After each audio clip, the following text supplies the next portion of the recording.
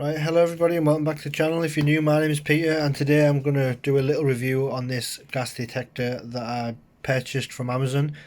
It was £120 and it came in 2 days. So I'll check what's in the box. So this is what you get in the carry case. This will be a problem because we don't have those sockets in the UK, I don't think. But it will charge through USB on the PC, I'm assuming. This is made of really hard plastic.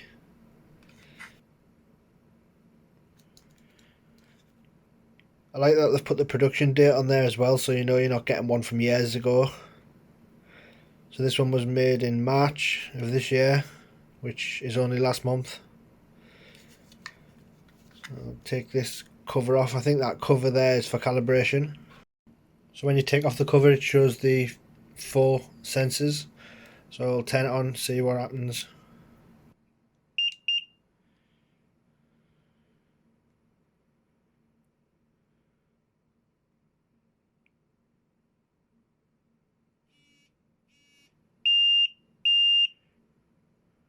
Right, so it goes straight to the main screen after it does its checks. So the 4 gases on here, the top left, I imagine that means explosive like methane. That's the oxygen, which is what I'll be using it for the most. This is hydrogen sulfide and this is carbon monoxide.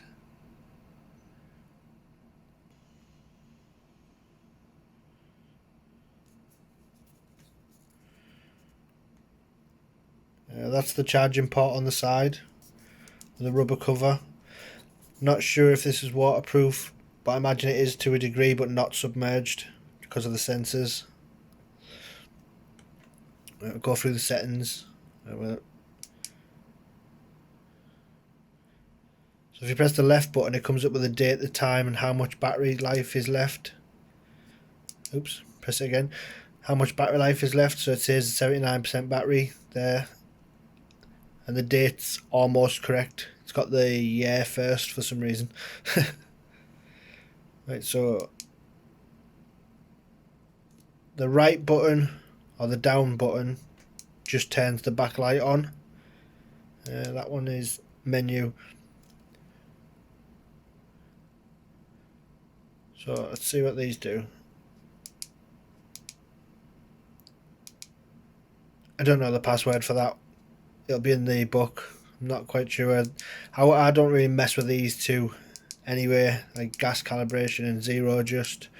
I just leave them as factory. So alarm set. EX. Explosive. Right, I'm not going to change any of these. So you can actually change the settings. So mine will be on oxygen. Right, so it's on 19%.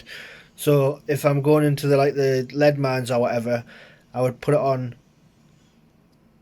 19.5 due to the air's usually good in lead mines, but in like the ironstone mines, for instance, I would set that low volume there to 14 because it's bound to go down as soon as you go inside the mine. So when it gets to 14, I know it's getting really low, so I'll have to obviously keep an eye on this because I go quite far into those mines as well, so I have to keep hold of this at all times.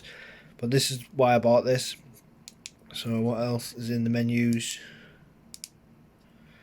Factory settings, default settings, language, time, alarm record. Oh, it must alarm. Yeah, it must alarm and save the data. So what I'll do now is I'll breathe on the oxygen sensor, which I think is this one, and that 20.9 level should go down to around 19. So I'll give that a go now. 1 second.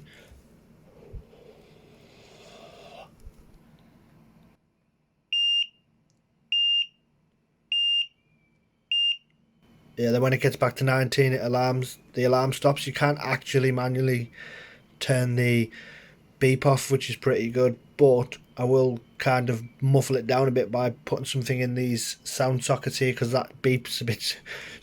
So this is the size of the device. The only thing I had to compare it to was a roll of sellotape, so I do apologise. So that's the size of it. It's quite small. Fits right in your hand there.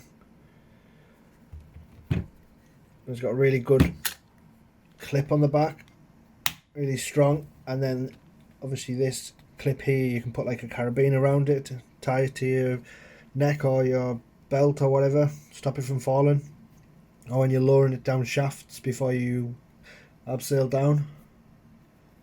So I've actually taped the speaker port up a bit so it kind of muffles that noise. So let's see what it sounds like now. Yeah, that's so much better.